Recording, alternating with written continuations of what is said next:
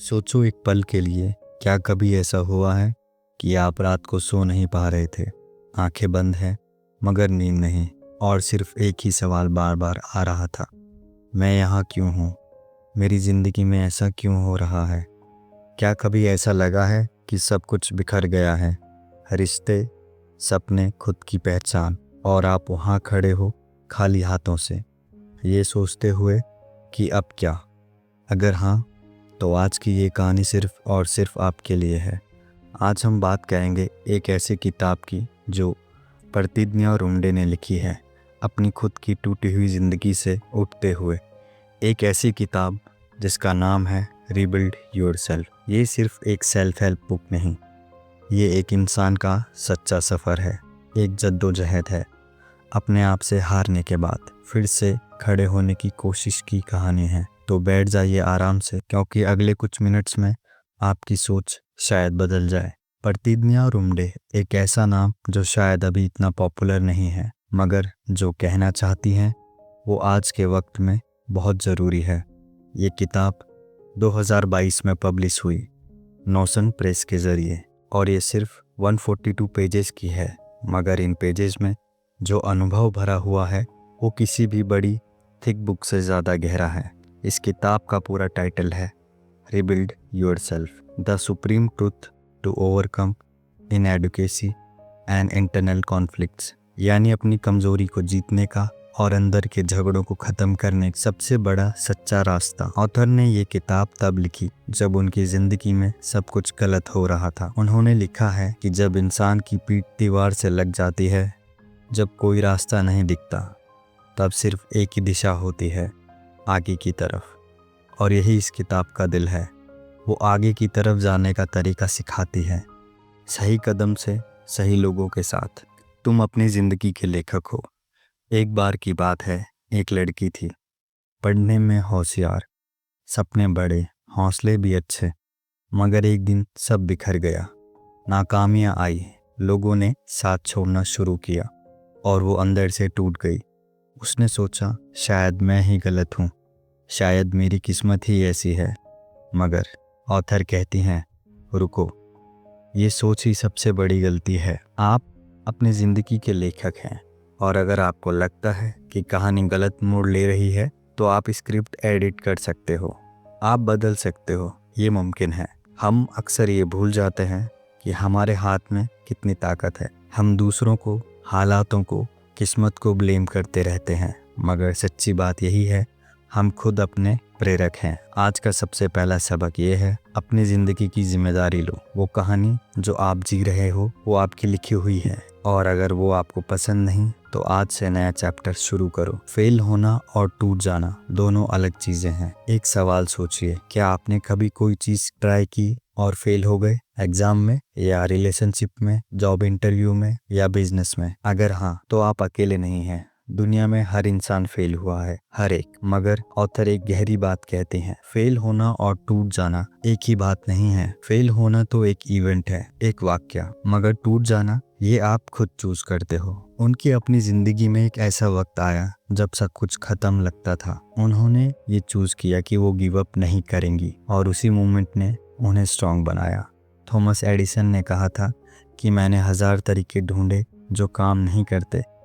हर fail इंसान की यही स्टोरी है, एक तरफ दुख, दूसरी तरफ सीख, दूसरा सबक। फेलियर को पर्सनली मत लो, उसे एक टीचर की तरह देखो। वो आपको कुछ सिखाने आया है, आपको डिफीट करने नहीं। सबसे बड़ी लड़ाई वो जो अंदर होती है। क्या आपने कभी नोटिस किया है कि काफ़ी बार हम दूसरों से नहीं, अपने आप से ही लड़ रहे होते हैं? एक आवाज़ कहती है ट्राई करो, दूसरी कहती है क्या फ़ायदा, फेल हो जाओगे। एक कहती है आगे बढ़ो, दूसरी कहती है तू कैपेबल नहीं है। ये अंदर की लड़ाई, ये इंटरनल कॉन्फ्लिक्ट, यही सबसे ज़्यादा एनर्जी खाता है, यही इंसान को आगे बढ़ने से रोकता है। ऑथर इस किताब में कुछ डीपली पर्सनल बातें करते हुए कहती हैं कि उन्होंने भी यही लड़ाई लड़ी है। एक ही सवाल उन्हें रात को जगाता रहता था, क्या मैं काफ़ी हूँ?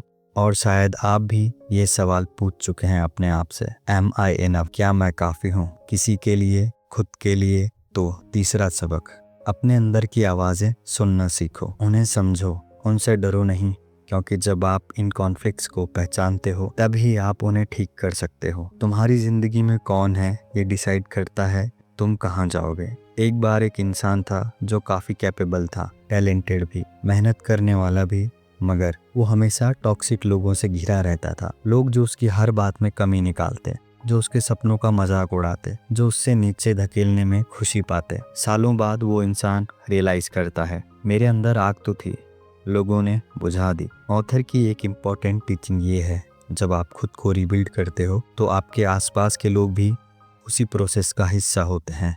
सही लोग आपको उठाते हैं, गलत लोग आपको वहीं रखते हैं जहां से आप निकलना चाहते हो। ये हार्श लगता है मगर सच है। टॉक्सिक रिलेशनशिप्स, नेगेटिविटी स्प्रेड करने वाले लोग जो आपकी ग्रोथ को चैलेंज नहीं बल्कि रोक देते हैं। ये आपकी रिबिल्ड जर्नी में रुकावट है। चौथा सबक, केयरफुली देखो कि आपकी जिंदगी में कौन है। कुछ रिश्ते आपको उठाते हैं, कुछ धकेलते हैं।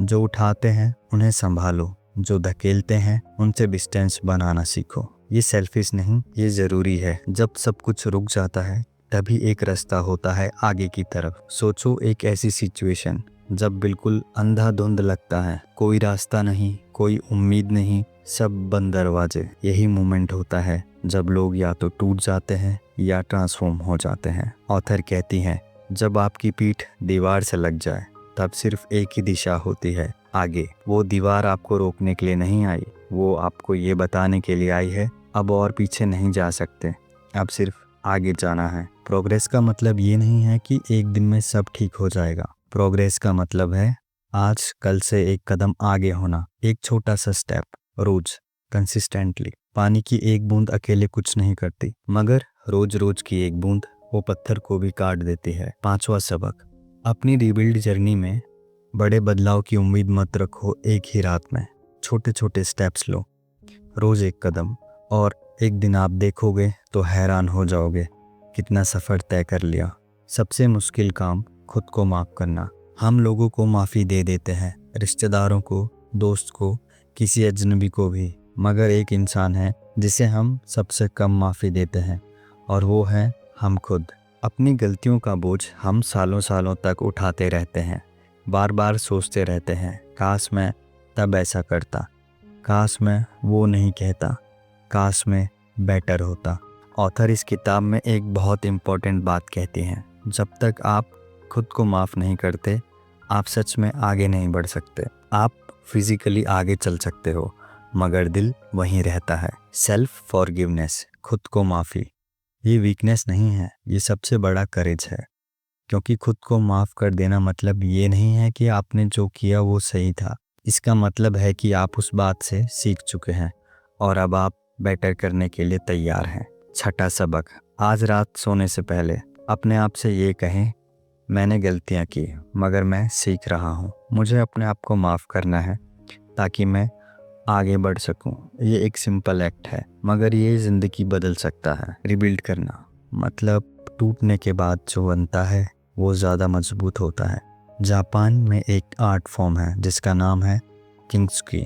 इसमें टूटे हुए कपड़े या बर्तन को फेंक नहीं देते, उन्हें सोने के पत्थर से जोड़ देते हैं और वो पीसेस अब पहले से ज़्यादा खूबसूरत होते हैं क्योंकि उसकी टूटी हुई जगहें सोने से चमकती हैं। आप भी ऐसे ही हैं। आपकी ज़िंदगी की दरारें, आपके दर्द, आपके आंसू, ये सब आपकी कहानी है। ये आपको कमज़ोर नहीं बनाते, ये आपको यूनिक बनाते हैं। ऑथर का यही संदेश है, रिबिल्ड योरसेल्फ का यही मतलब है। अपने टूटने को एक्सेप्ट करो, फिर उसी टूटे हुए हिस्सों से एक नया और ज़्यादा मजबूत आप बनाओ। आप वही नहीं रहेंगे जो टूट गए थे, आप कुछ और बनते हैं, कुछ बेहतर, कुछ वो जो मुश्किलों में पका हुआ है, कुछ जो अब छुप नहीं सकता। सातवां सबक, अपने अंदर के टूटने को डर के साथ नहीं, गर्व से देखो क्योंकि वो सब सीखने की जगह है। और जब आप रिबिल्ड होते हो आप वही नहीं बन जाते जो थे, आप कुछ और बनते हो, कुछ बेहतर। तो दोस्तों, ये थी रिबिल्ड योरसेल्फ की जर्नी। ऑथर का ये मैसेज है कि चाहे ज़िंदगी ने आपको कितना भी तोड़ा हो, आप फिर से उठ सकते हो, आप फिर से बना सकते हो खुद को। इस किताब के 7 सबक एक बार फिर से। पहला, आप अपनी ज़िंदगी के लेखक हो। दूसरा, फेल होना अंत नहीं है, तीसरा, अंदर के कॉन्फ्लिक्ट्स को पहचानो। चौथा, सही लोग चुनना ज़रूरी है। पांचवा, प्रोग्रेस छोटे छोटे कदम से होती है। छठा, खुद को माफ़ करो। सातवां, रिबिल्ड होना मतलब बेटर बनना। अगर आपको आज की ये समरी हेल्पफुल लगी तो प्लीज़ लाइक ज़रूर करें, और अगर आप चाहते हैं कि ऐसी अमेजिंग बुक्स की समरीज़ आप तक पहुँचें तो अभी सब्सक्राइब करें और बेल आइकन दबा दें। नीचे कमेंट्स में ज़रूर बताएं इन 7 लेसन्स में कौन सा सबक आपके दिल को सबसे ज़्यादा छू गया। मैं मिलता हूँ आपको अगली बुक समरी में। तब तक ख्याल रखो अपना, और याद रखो, हर रात के बाद सुबह होती है और हर टूटे हुए इंसान में एक नया इंसान बनने का मौका होता है। Take care, rebuild yourself.